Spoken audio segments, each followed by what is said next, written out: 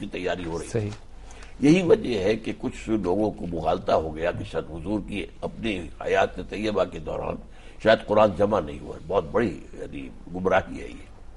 قرآن مجید جمع ہوا، ان علینا جمعہ و قرآن. حضور سے فرمایا گیا سورہ قیامہ میں کہ آپ یاد کرنے کے لیے مشقت نہ کیجئے اس کو، یہ ہمارے ذمہ ہے، آپ کے سینے میں ہم محفوظ کر دیں گے اور پھر پڑھوا دیں گے. اب پڑھوانے میں ترتیب آ گئی. فَإِذَا قَرَأْنَاهُ فَاتَّبِعْ قُرْآنَهُ. جب ہم آپ کو پڑھوا دیں تو اس کی پیروی کیجیے گا. یہ ترتیب نزولی کی پیروی نہیں کرنی ہے، وہ بلکہ اس ترتیب کی جس سے ہم پڑھوائیں گے، جو کہ رسول پاک صلی اللہ علیہ وسلم نے آیات کو جس طرح محفوظ کروایا. اور پھر ہر رمضان میں حضرت جبرائیل کے ساتھ اس کا مذاکرہ ہوتا تھا. صحیح. اور آخری جو آپ کی حیات طیبہ کا رمضان مبارک ہے اس میں 2 مرتبہ مذاکرہ ہوا. تو ترتیب مکمل ہو چکی تھی، اس میں کوئی شک نہیں. البتہ کتابی شکل میں نہیں تھا. کتابی شکل میں چونکہ وہاں تو ظاہر بات ہے نہ تو کتابیں نہ کوئی پرنٹنگ پریس، کاغذ بھی نہیں تھا. اب کسی کے پاس کوئی تھوڑا سا لکھا ہوا کسی چمڑے کے اوپر، کسی کے پاس کچھ لکھا ہوا، کسی کو کاغذ نصیب ہو گیا. عام طور پر یہ ہے کہ اونٹ کے کندھے کی جو اسکیپولا ہوتا ہے، بڑی چوڑی سی ہڈی، یہ جو ہے باقاعدہ ایک تختہ ہے، وہ تو اس کے اوپر لکھا ہوتا تھا. تو مختلف لوگوں کے پاس مختلف چیزیں تھیں، قرآن یکجا نہیں تھا. یہ پھر حضرت ابو بکر کے زمانے میں ہوا رضی اللہ تعالی عنہ. جنگ یمامہ میں 500 شہداء ہو گئے جو کہ حفاظ تھے، حافظ تھے. تو اب یہ کیونکہ اب تک قرآن حفظ کی شکل میں موجود تھا نا. تو ڈاکٹر صاحب یہ کتاب کی شکل میں شروع میں نہیں تھا. تو یہ الکتاب جو ہے یہ بنیادی طور پہ حافظے میں ہے. جی حافظے میں آئی. البتہ یہ کہ لفظ کتاب اس لیے آیا ہے فرضیت کے لیے. کتب علیکم، یہ تم پر لازم کر دی گئی. اس قرآن کا جو حصہ شریعت سے متعلق ہے وہ الکتاب ہے، اسی کا ایک حصہ تزکیے سے متعلق ہے، اسی کا ایک حصہ حکمت ہے. تو یہ تمام چیزیں جو ہے اس میں جو شریعت کے احکام آئیں گے، کتب علیکم الصیام، اب نماز فرض کر دی گئی. تو اس حوالے سے لفظ کتاب ہے یہ. لیکن یہ لکھی ہوئی شکل میں حضور پر نازل نہیں ہوا. صحیح. بلکہ یہ کہ آپ تو حضرت جبرائیل نے آپ کو سنایا ہے، وہ میں نے آپ کو شعر سنایا تھا غالباً، یہ جگر مراد آبادی کا نغمہ وہی ہے نغمہ کہ جس کو روح سنے اور روح سنائے. کیا روح الامین نے سنایا ہے اور روح محمد نے سنایا ہے. اس میں حضور کی اس سماعت کو دخل نہیں ہے. صحیح. بلکہ یہ وہ قلب کا معاملہ براہ راست ہے، روحانی معاملہ ہے. صاحب اس خوبصورت بات کو یہاں رکنا پڑے گا ایک وقفے کے لیے. خواتین حضرات، دل تو نہیں جا رہا لیکن ایک چھوٹے سے وقفے پہ جاتے ہیں اور جلدی سے انشاءاللہ واپس آتے ہیں.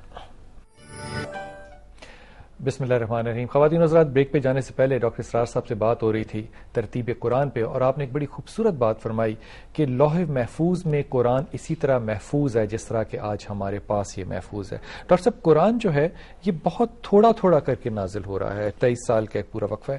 اس کی ترتیب کیسے بنتی ہے پھر؟ میں نے عرض کیا نا کہ جیسے جیسے نازل ہو رہا تھا حضور ساتھ فرما دیتے تھے کہ یہ آیتیں آج نازل ہوئی ہیں، انہیں فلاں صورت میں فلاں آیتوں کے بعد لکھ لو.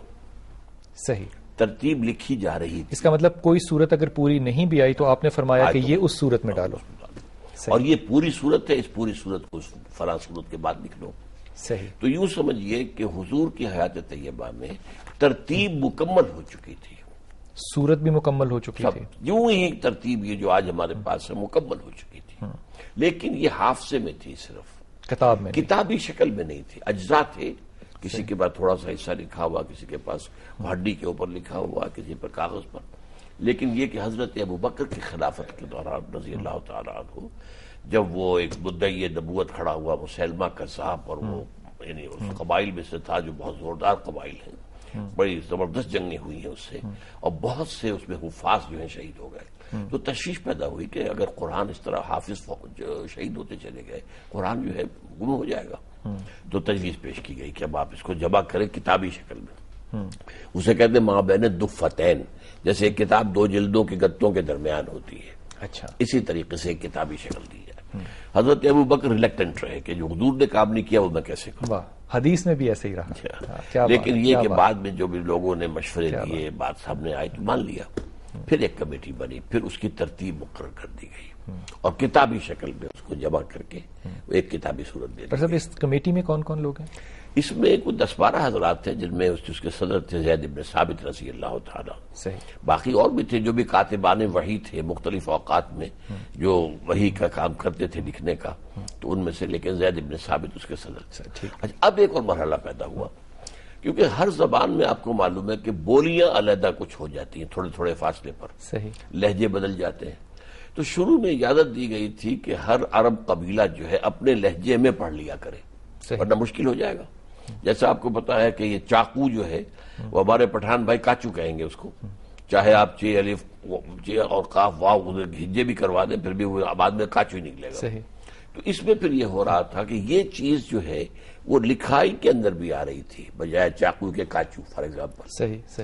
اس پر تشویش پیدا ہوئی کہ پھر قرآن لوگ کیا سمجھیں گے, کون سا قرآن اصل قرآن ہے. یہ تشویش جو ہے حضرت عثمان رضی اللہ تعالیٰ عنہ کے عہد میں جو ہے یہ سامنے آئی ہے. لہجہ ٹھیک کرنے, لہجہ ٹھیک کرنا اور ایک رسم الخط بنا دینا. صحیح.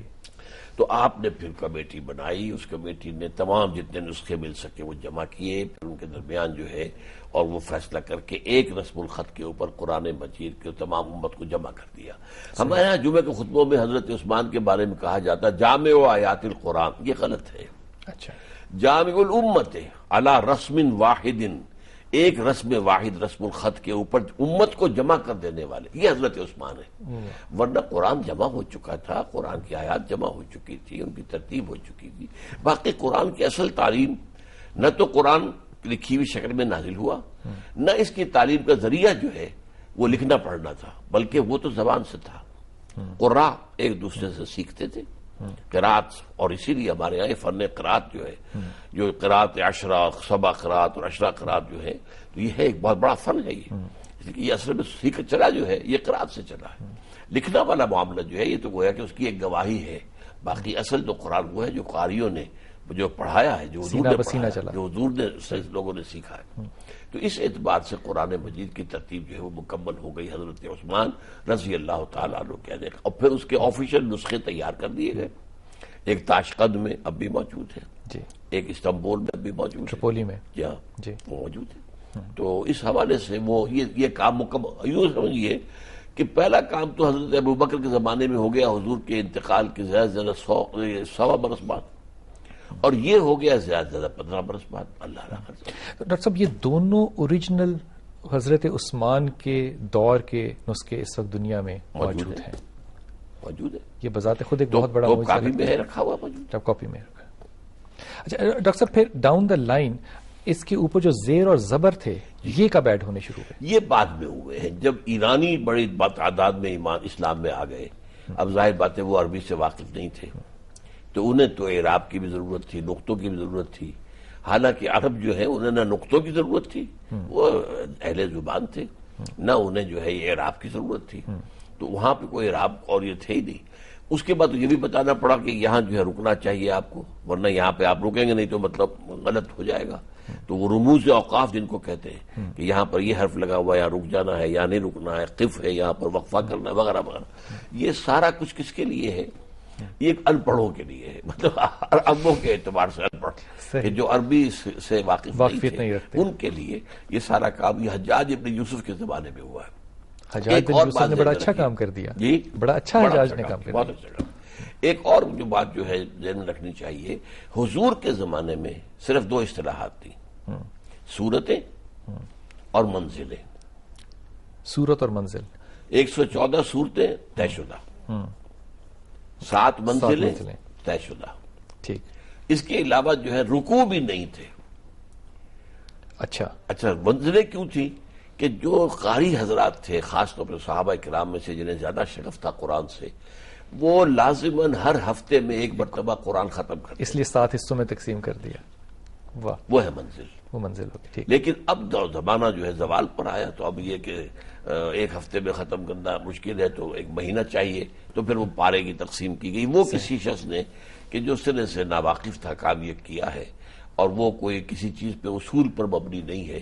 تو حالانکہ جو اس منزلیں تھی یہ کہیں صورت نہیں ٹوٹتی, کوئی 4.5 پارے ہو گئی کوئی بات نہیں, کوئی 5.25 پارے ہو گئی کوئی بات نہیں, لیکن صورت کی صورت میں معنی ہے فصیل, فصیل نہ ٹوٹے. ہر شہر جو آباد ہوتا تھا فصیل کے اندر, تو اچھا یہ وہ فصیل ہے.